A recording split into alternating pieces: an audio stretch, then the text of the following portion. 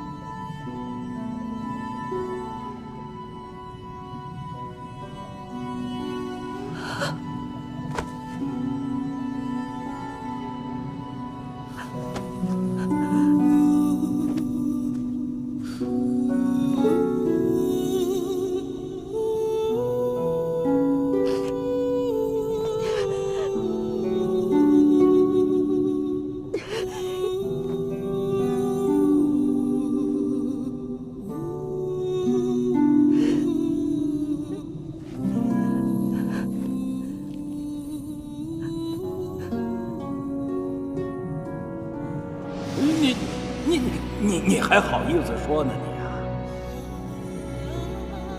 人家蛟龙明夜有仙髓，你也有仙髓。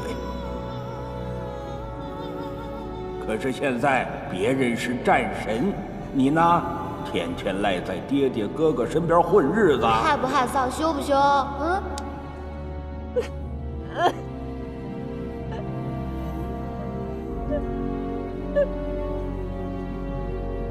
记住了，只要有诚心，一定会感动神明的，一定会的。哎，好了，早点睡觉吧，明日再讲。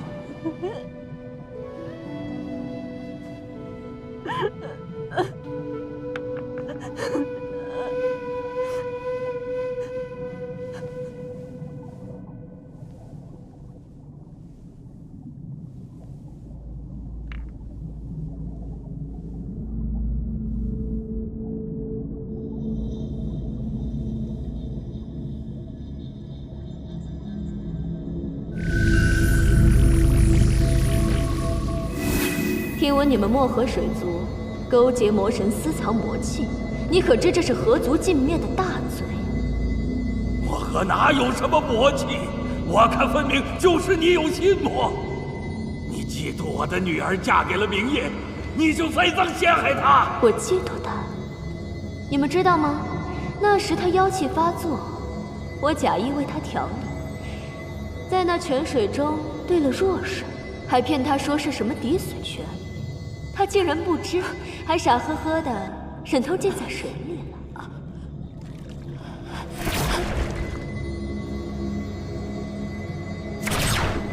老帮妖！今日你漠河水族河族全灭，全是因为你生了一个好女儿。是她不自量力，竟敢染指属于我的明夜。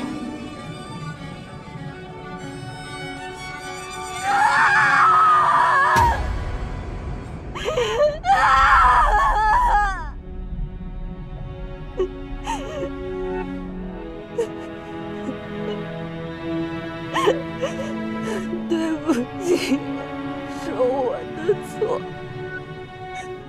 我不该爱上他，我不该救他，更不该嫁给他。是我大错特错，不过我后悔了。我不配做你的女儿，也不配做漠河的公主。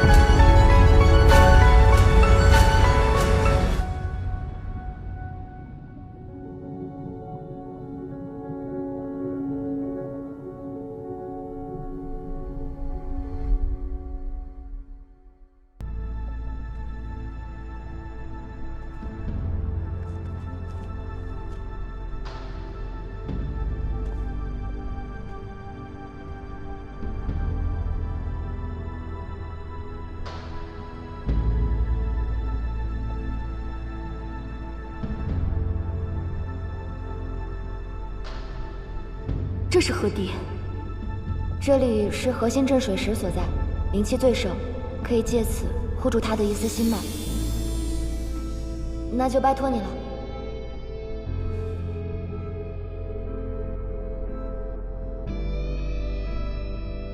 镇水神石在上，我漠河水族今日遭此劫难，是桑九之过。桑九心头之恨，非血债血偿，不可磨灭。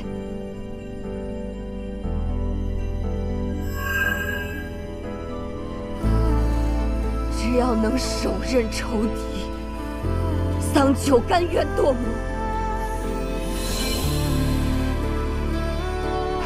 哪怕报仇身死，哪怕魂飞魄散，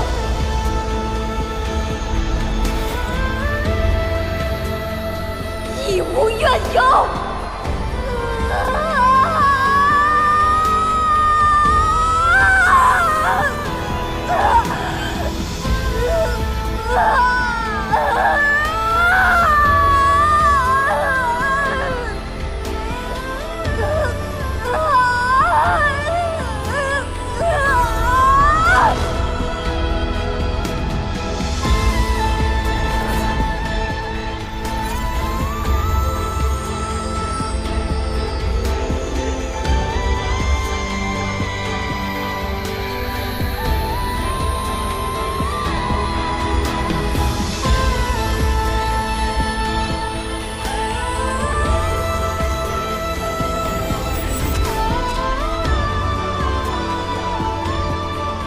镇水剑，随我一道杀入神域。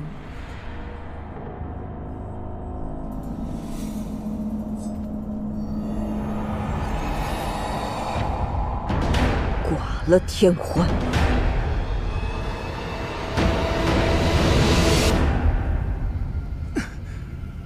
为何心中忽然如此不安？不行，炼化之法凶险，须得静心施法，不能功亏一篑。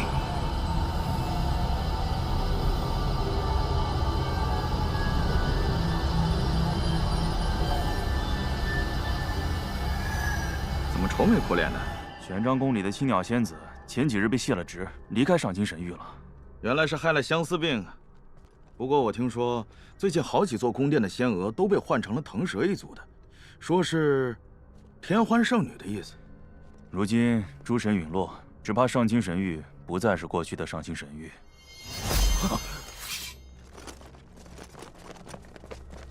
怎么又是你这个小精怪？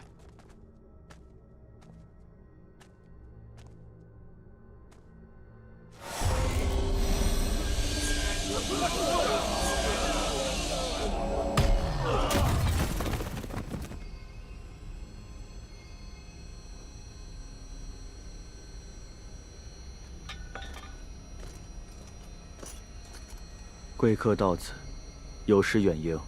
天欢人在何处？请随我来。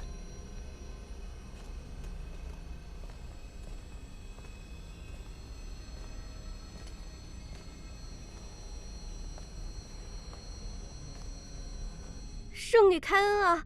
我们也是辛辛苦苦的修炼了好几千年，才觅得机缘进了上清神域，求圣女不要赶我们走。我当然知道你们修行不容易了。不过这也怪不得我，要怪啊，就怪桑九吧。此事与桑夫人何干？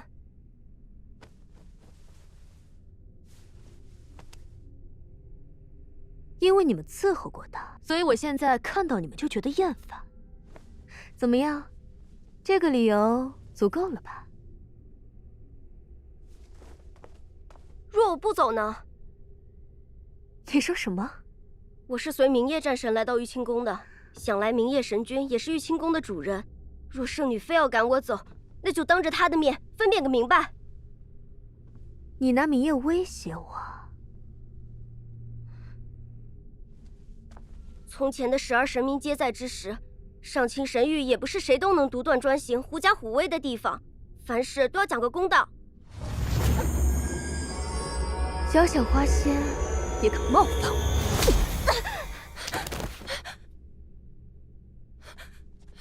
圣女饶命！圣女饶命！圣女饶命！圣女饶命！哦，圣女，漠河桑九求见，说是想向圣女亲自赔罪。哼，唉，还未对他动手，倒是自投罗网来了。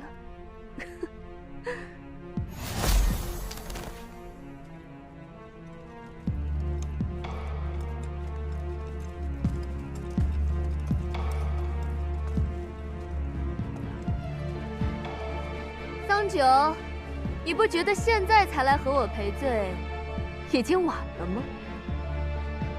不对，天欢，我来这里是为了要你的命。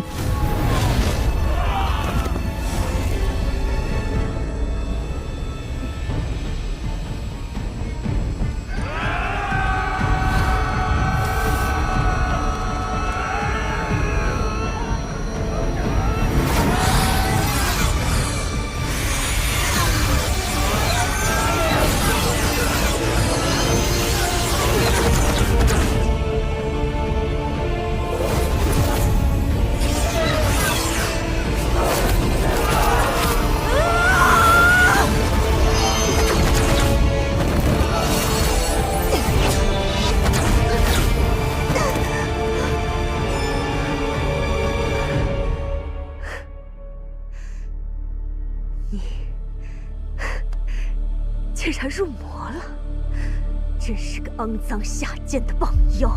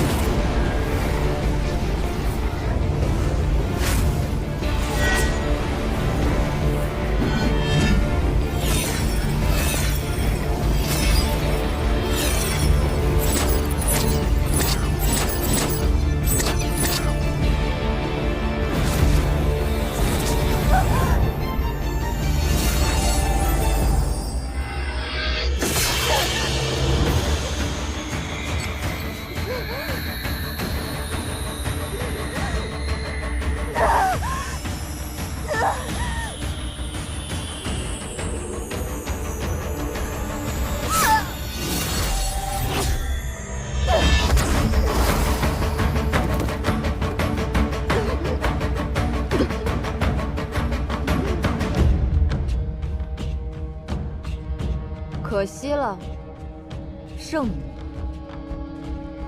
你今日注定要死在我这个肮脏下贱的棒妖手里。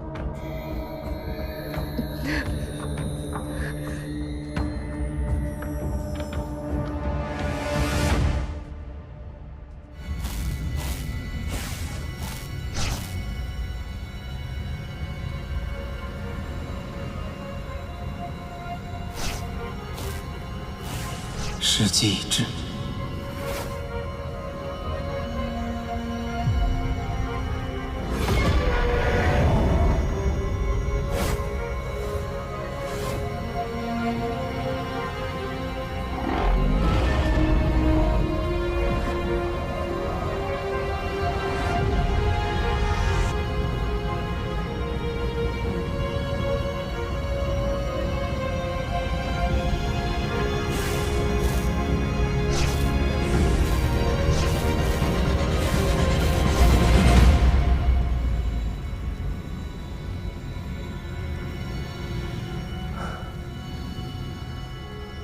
桑九，我很快就可以为你重塑仙髓了。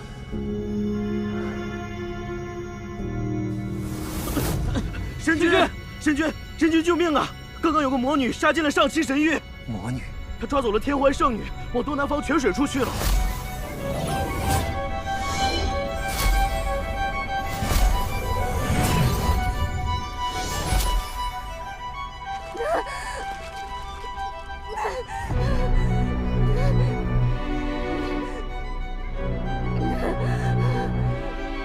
桑九，你在做什么？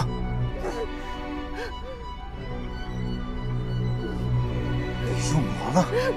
明夜，你终于来救我了！他抽走了我的仙髓，救我！桑九，若你还能听见我说什么，就把天幻的仙髓放下，到我这里来。放下。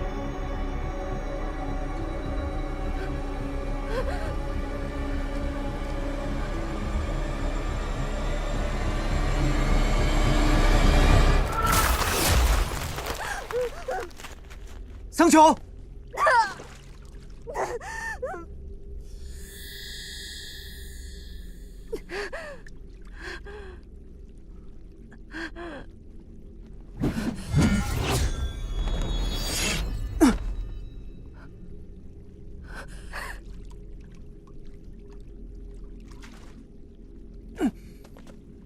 你放开我！我一定要杀了他！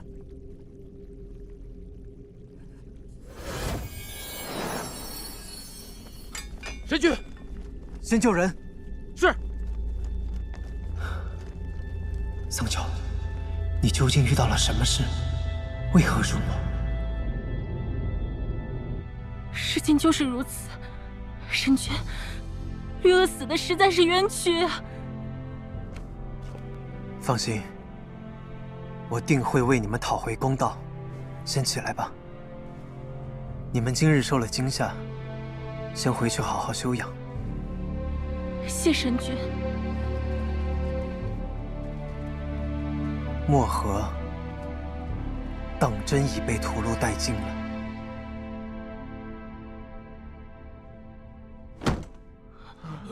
就算是被裹挟逼迫，可你们身为上清神域的天将，怎可如此奴颜婢膝、助纣为虐？神君，我们知错了，我们都是受了天欢的蒙蔽。那日从漠河回来后，我们就一直觉得良心不安，还望神君看在我们为神域效命多年的份上，功过相抵，从轻发落，饶了我们！你们几人废去修为，打入地牢，等候发落。滚！带走。是。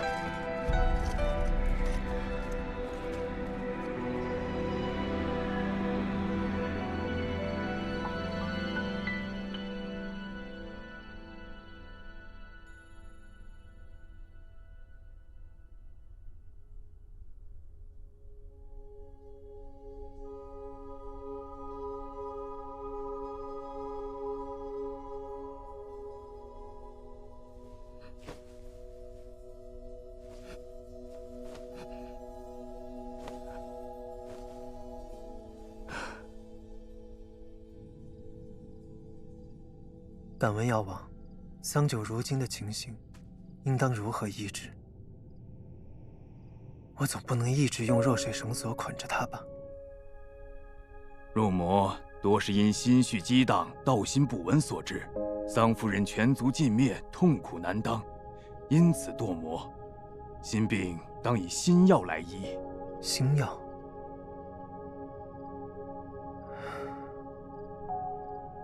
这谈何容易？我去看看他。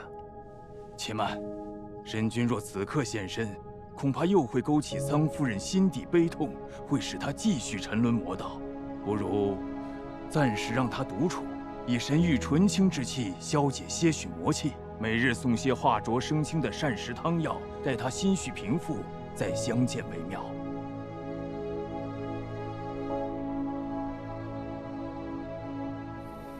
神君，虽说此事因天欢而起，但桑九堕魔，今日闯我天门，杀伤我天兵天将也是事实。上清神域自有法度，神君万不可偏私心软啊！是啊，神君，上清神域从来就与妖魔势不两立，否则雨神他们的牺牲又有何意义呢？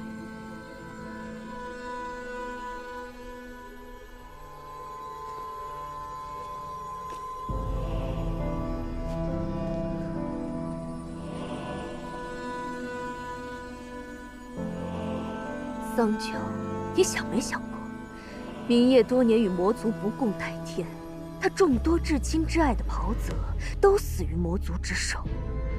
你如今入了魔，他可会容你？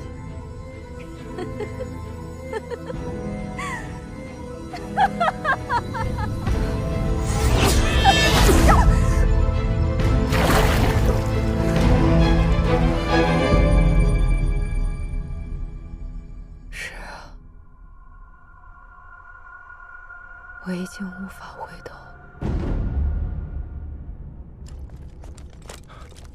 神君，天幻圣女已经醒了，她失了仙髓，又浸在兑了弱水的泉水中许久，正在大哭大闹。她认罪了没有？认了，这是供述。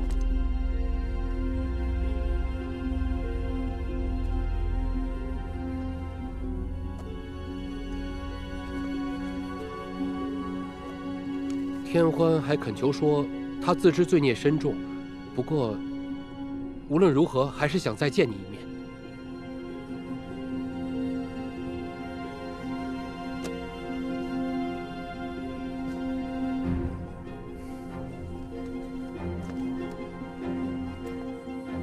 你去告诉天欢，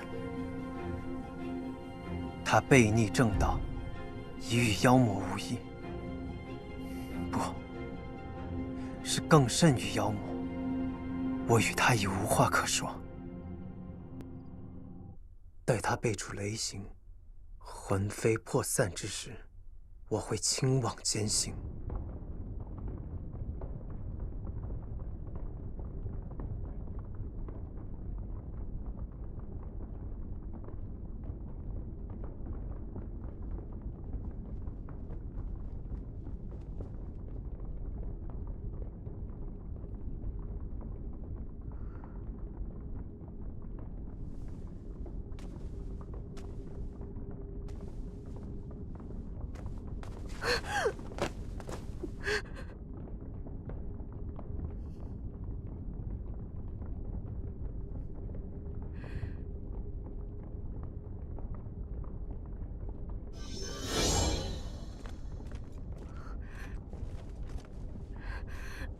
如何？圣女放心，按照您的吩咐，我已经通知了族中长老，他们很快就能见到明夜神君了。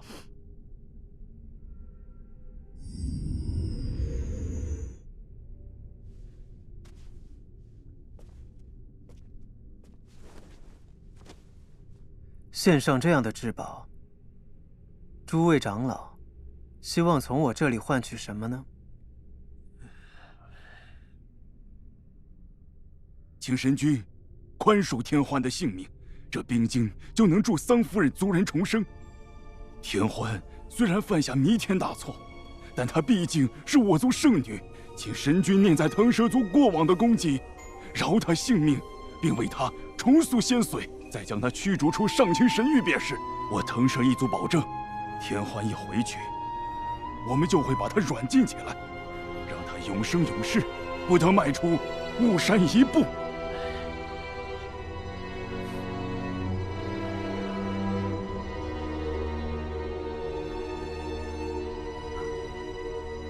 我可以饶天欢不死，但你们若想让我为他重塑仙髓，还放他返回雾山，诸位长老会不会太贪心了？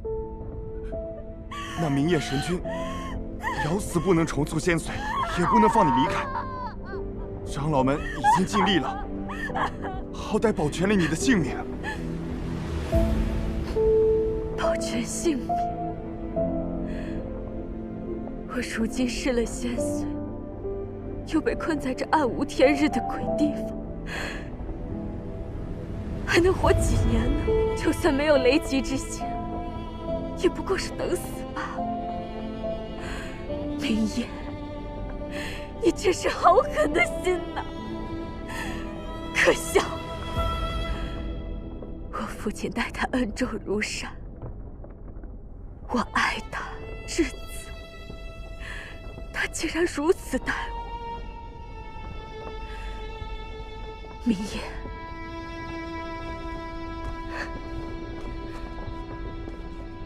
你既然不愿意救我，那你也别想救那堕魔的棒女了。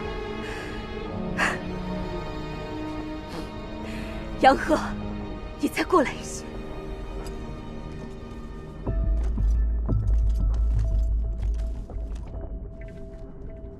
告诉长老，先扔进荒渊，再把这个消息告诉桑九。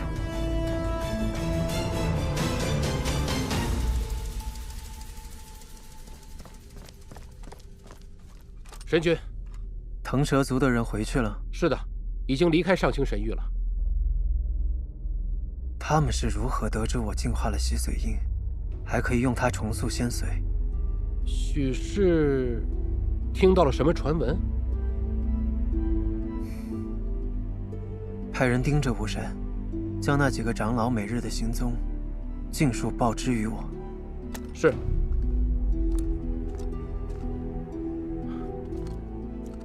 神君，你采用火阳鼎净化洗髓印，消耗了不少修为，这立马又要炼化这万年冰晶，属下实在是担心。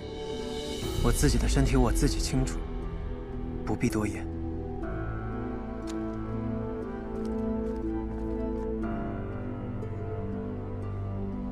若我将这冰晶制成灵气，再将漠河水里留下的躯壳置入其中，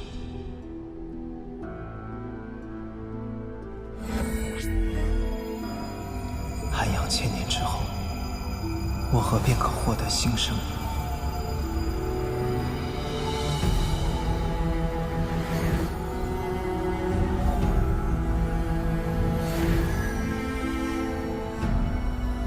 桑九心有慰藉，也许便可回归正道。你们听说了吗？神君赦免了天欢圣女，腾蛇一族源远流长，世代以来，像天昊这样的大英雄层出不穷。明夜神君多少会留些情面的吧？是呢，我也觉得是。只是可怜了那漠河一族。我听说啊，只剩那个桑佑活着，受了重伤，又被丢到了荒渊那种地方，跟死了也差不多了。太可怜了。阿修。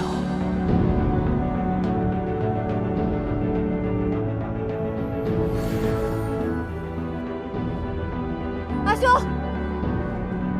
阿修，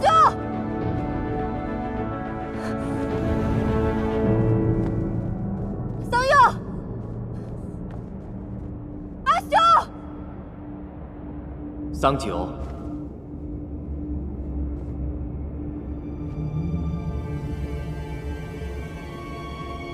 季泽神君，是你吗？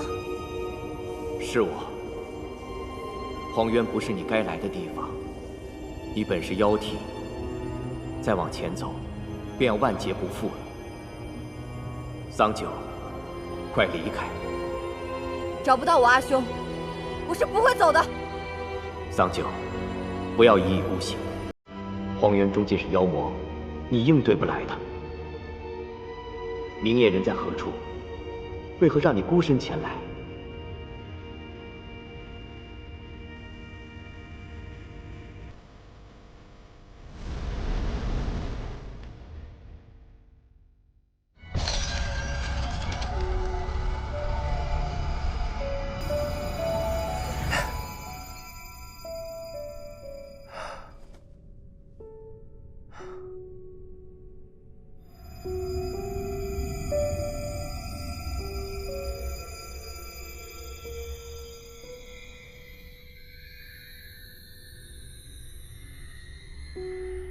有了这冰晶斩，接下来只要找全漠河水族的遗骸。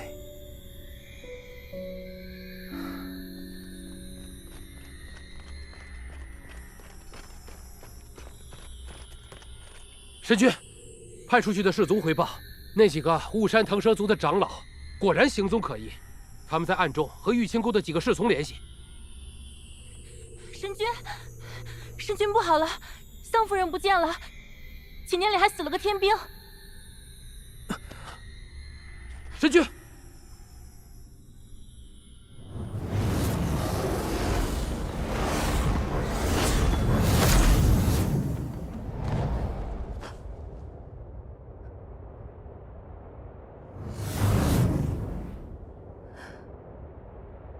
阿修，是我糊涂，我没有听你的话，你一定要活着。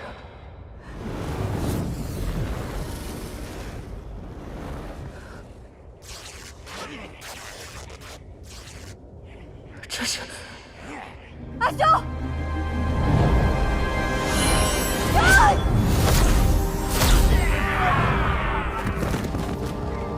阿修，阿修，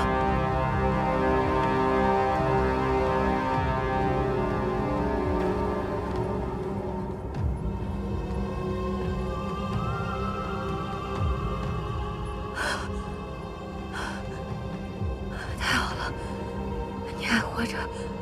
对不起，我来晚了，我这就带你离开。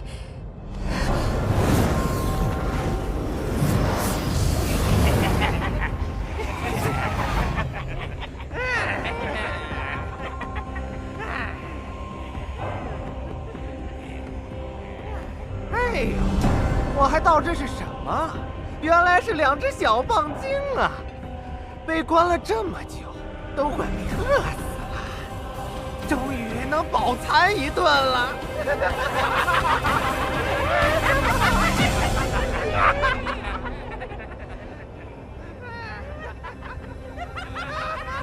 让开！这棒精在嚣张什么？今天让你们俩都离不开这里！兄弟们，上！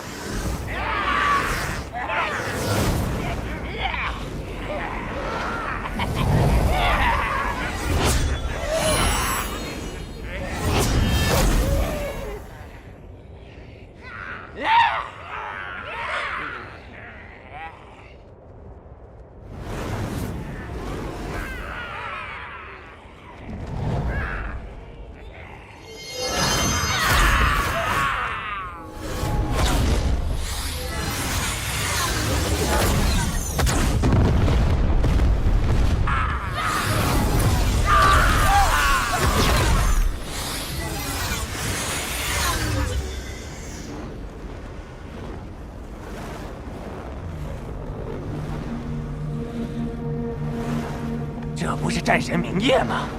以后我们势不两立，怎会屈尊来这荒原之中？堂堂战神，难不成是为情所困？为了那个小棒精，自投罗网？可惜你来得太晚了，他已被我们吞噬的血肉模糊了。一起上！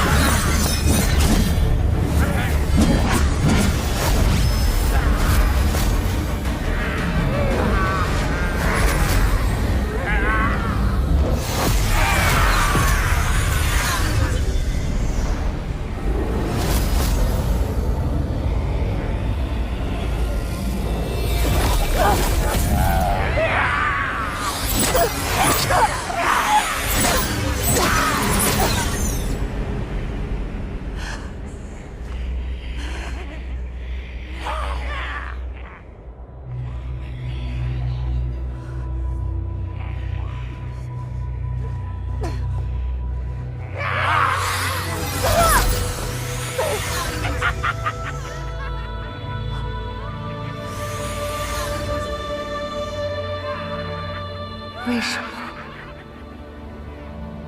为什么我们只能受到欺辱，而天欢做错了这么多，还能得到宽恕？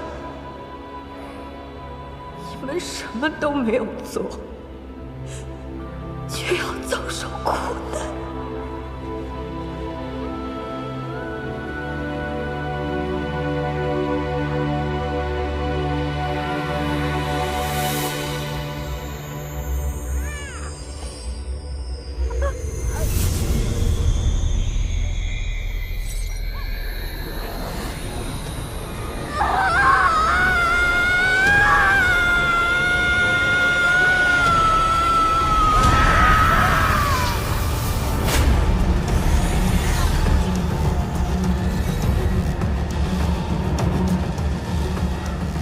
桑九，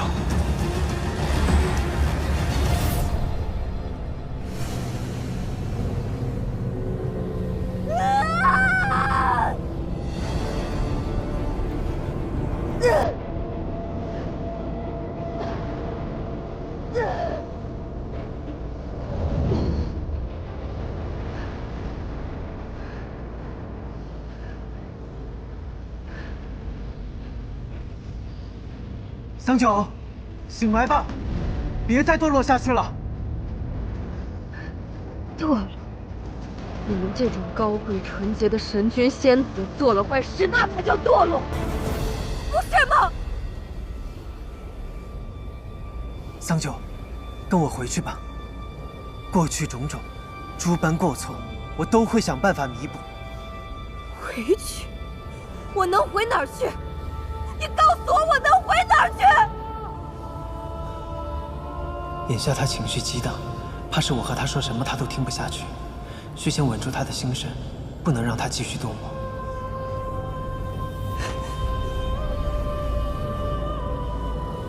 桑九，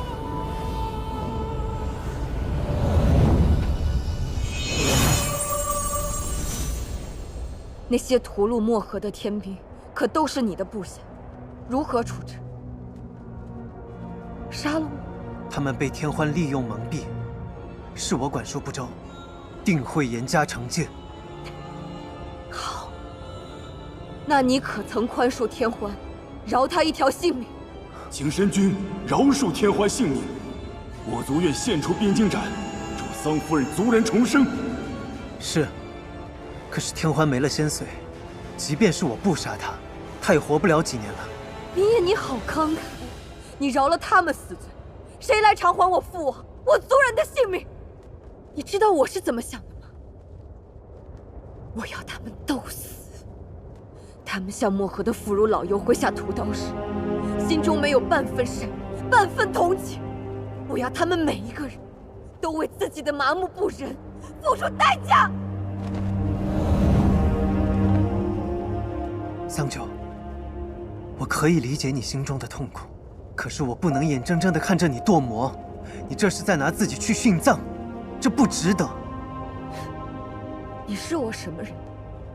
你有什么资格告诉我值不值得、应不应该？给我滚开！让开！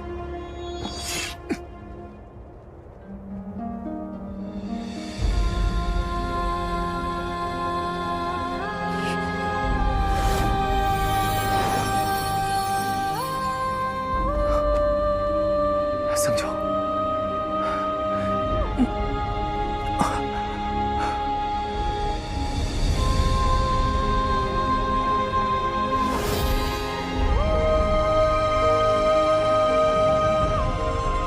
得先想办法带他们离开。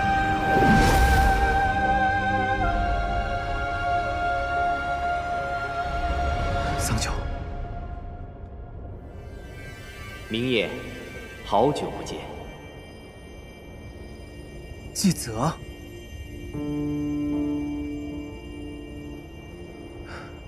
季泽，你怎么会在荒渊？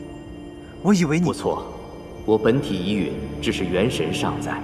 我已决意神躯镇守荒渊，永囚于此。我虽在阵眼中无法动弹，但可以试着送你们离开。荒渊凶险万分，一定不要再来了。季泽，季泽，等等！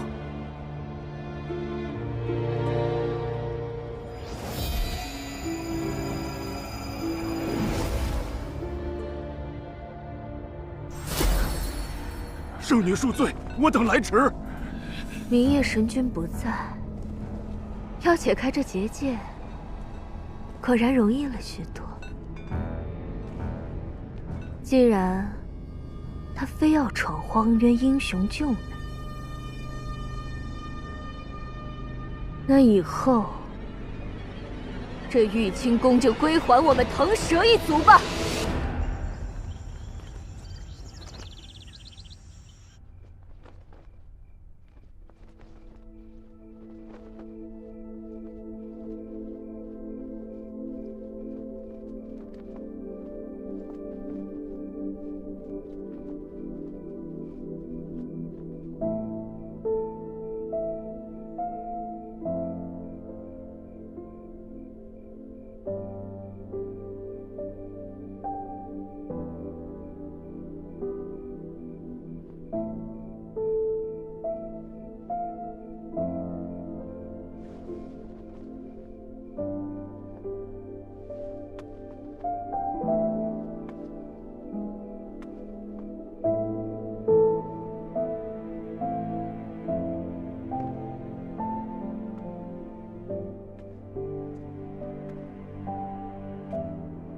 为何带我来这儿？我以为你会把我带回上清神域关起来，毕竟我杀了人。我答应过你，会陪你一同面对，便不会骗你。不管你是仙、是妖，还是魔，你永远都是那个桑九。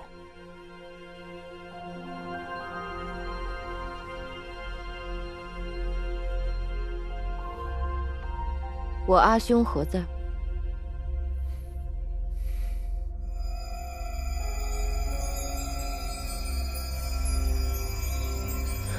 我尽力了，可是他伤得太重，暂时无法复原。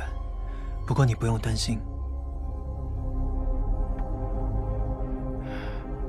只要用这冰晶斩精心涵养，你的族人就会有新生之机。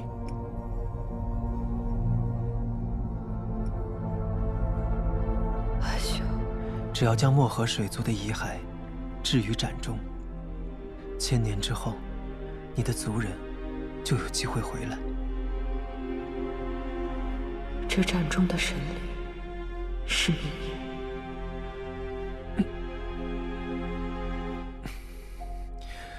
桑九，你初入魔，并非无药可医。我已经设法炼化了洗髓印，我会试着用它帮你重塑仙髓。我问过药王了，他说只要你可以保持道心，假以时日，你定可以脱离魔道，重归仙途。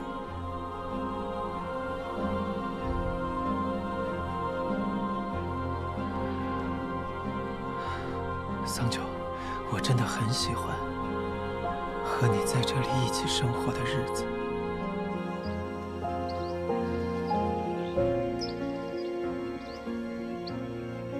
往后余生，我也只想过这样的生活，不管付出任何代价。你可以。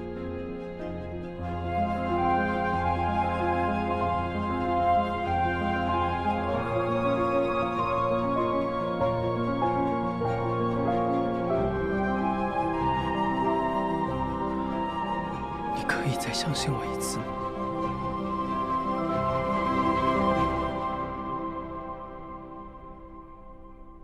这万年冰晶，你是从何处得来的？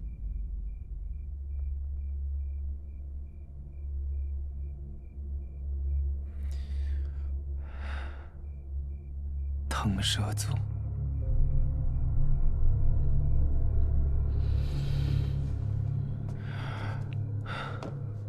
桑九，你听我说，他们说，只要我留天欢一条性命，就将这冰晶斩给我。我答应了。我知道你心中悲恨难平，可是只有拿到冰晶斩，你的族人才有重获新生的机会。比起天欢的命，你一定更在乎你族人的性命，对吗？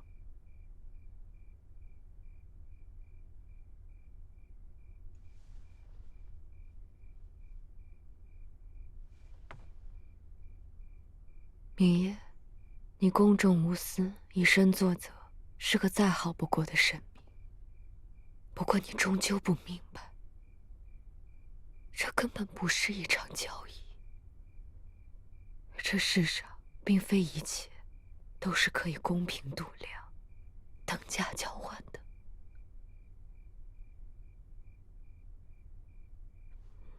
明夜，你还记得我父王曾经给我讲过的那个故事吗？那个割下自己身上的肉去救白鸽的国王，最初让他做出选择的，也不过是那一点怜悯之心罢了。那只鸽子如此洁白可爱，谁能不心生怜悯呢？就像我，自然而然地对你动了心，喜欢上了你。即使知道我要为此付出代价，我依然愿意为此拿起刀子。那时我以为这份孤勇足以让我承担代价，可我没想到，这代价会这么大，这么大。国王为了他的一点初心，割尽了全身的血肉，而我为了你，害死了整个魔河。我是多么的可笑，多么的可恨！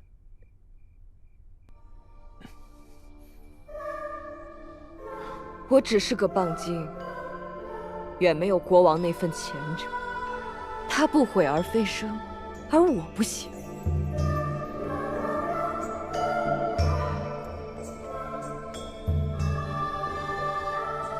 我后悔了，我后悔的恨不得杀了我自己。自从天欢屠尽我漠河的那一天起，我心中就只剩下赎罪和复仇。再也没有你了。不，救我阿兄的办法，我自己会去找。战神明夜的这份情，我承受不起。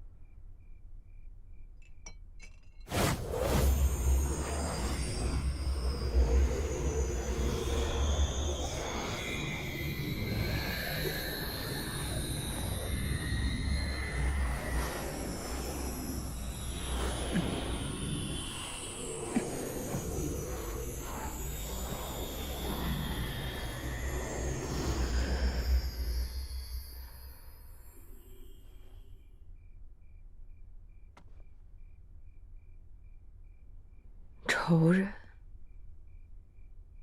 我也会自己去杀。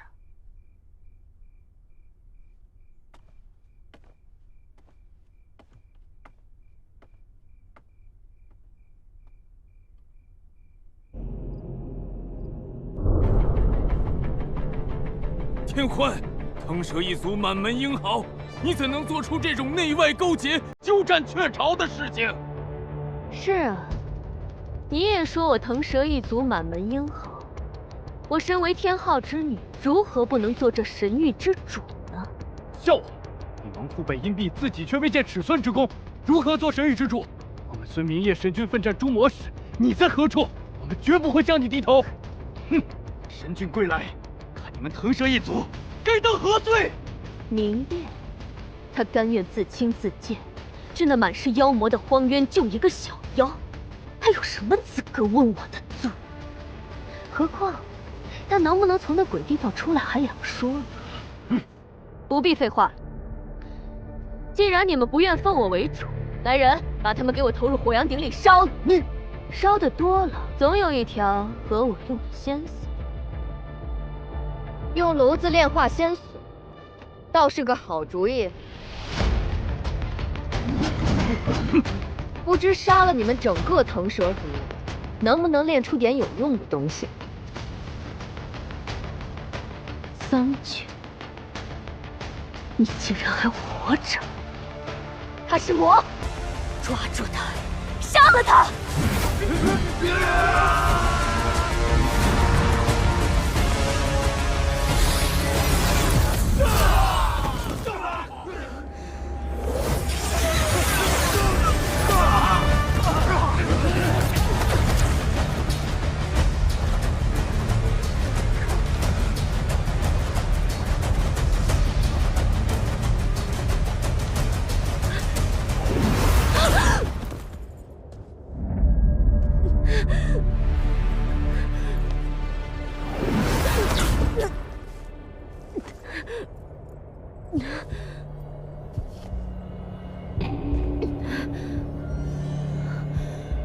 不，别杀我！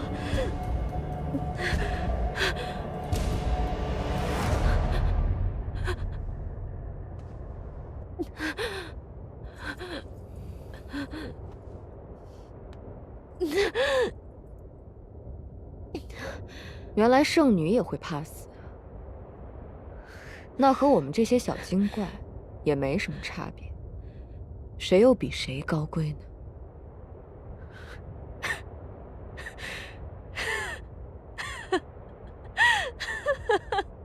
桑九，你不会以为你杀了我，你的族人就能回来，你就可以和明夜在一起了吧？你做梦！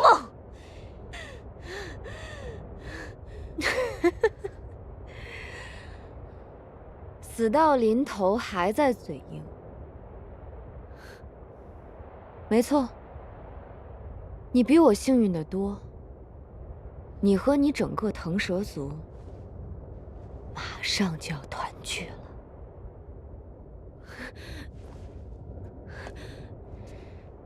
想了想，我也没什么好跟你说的。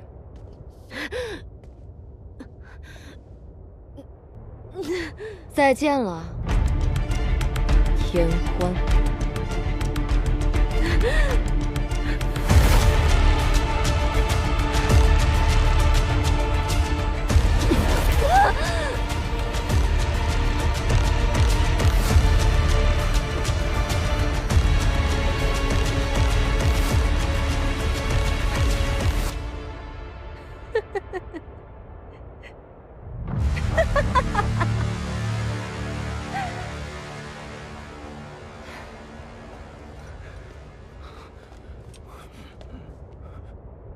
我桑九今日在此立誓，明告天下，我将追杀腾蛇族人，直到世间再无此族。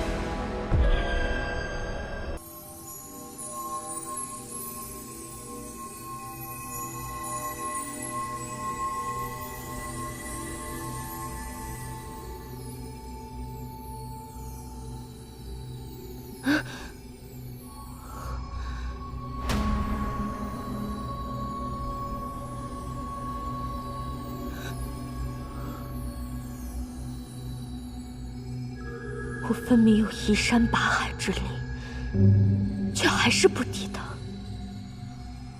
叶冰长，你终于醒了。你是谁？为何要与我说话？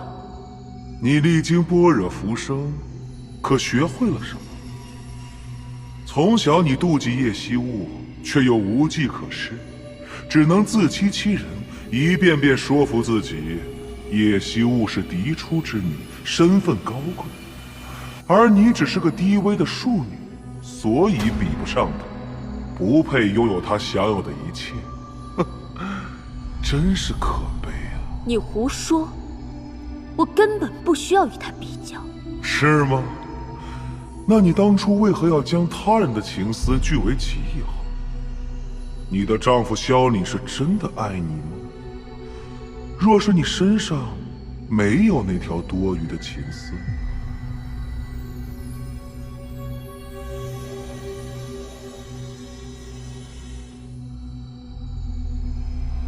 你是怎么知道的？自从有了这宝贝，你便拥有了超乎常人的魅力，任何男人都会为你倾倒，不是吗？不过，福祸相依。当初梦瑶捉走你，也正是被这条情丝吸引。那你是好心来提醒我的？想要赢过叶惜雾，光有情丝是没用的。在那般若浮生之中，即便你是腾蛇一族的圣女，不也一样被他夺走了一切吗？天欢出身如此高贵，若非痴心错付，又怎会惨淡收场？哼！你究竟想说什么？人生苦短，若是只依靠色相，将自己的一切都压在男人身上，不能把握住机会，那么你永远都只能是一个失败者。天欢的悲剧，便是你的将来。天欢是天欢，而我叶冰裳与他毫不相干。天欢徒有腾蛇之力，却只知争风吃醋，一心只会讨明夜欢心。我叶冰裳与他一点儿也不一样。好，你有何不同？在这世上，没有人比我自己更值得我去爱。天欢愿意为了男人满手血腥，而我叶冰裳只会为了我自己。聪明的姑娘，祝你比天欢幸运。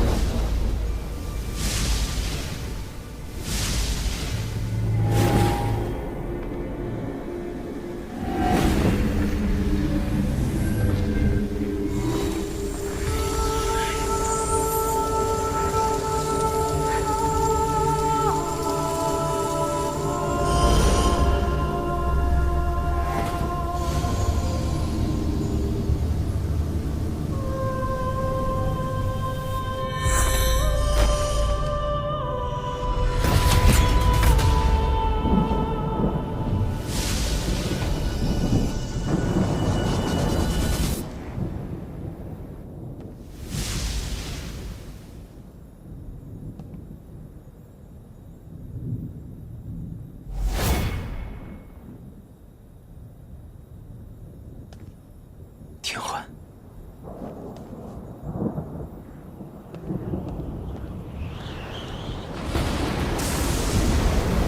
是灭神子雷。桑丘，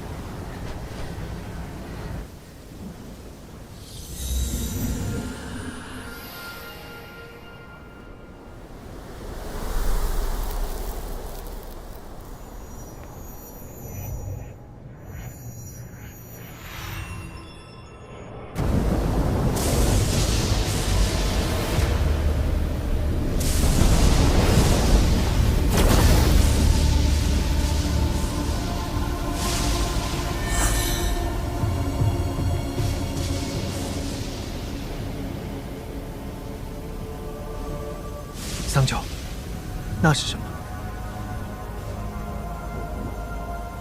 我拿整个腾蛇族仙髓炼出来的宝石，合众仙之力凝作这样小小一枚，只可叫天地倾覆，日月倒悬。不如就叫倾世之玉吧。你想用它来复活你的父兄？怎么，你又要来阻止我？桑丘，你不要用它！你杀仙取髓，以魔火炼化这种邪僻之物，有伤天和，因此才会引来雷劫。这世间因果相连，你一旦使用了他的力量，来日必定要偿还，不得善终。不得善终。从我拔出镇水剑的那刻起，我就没想过什么善终。明月，你未免管得也太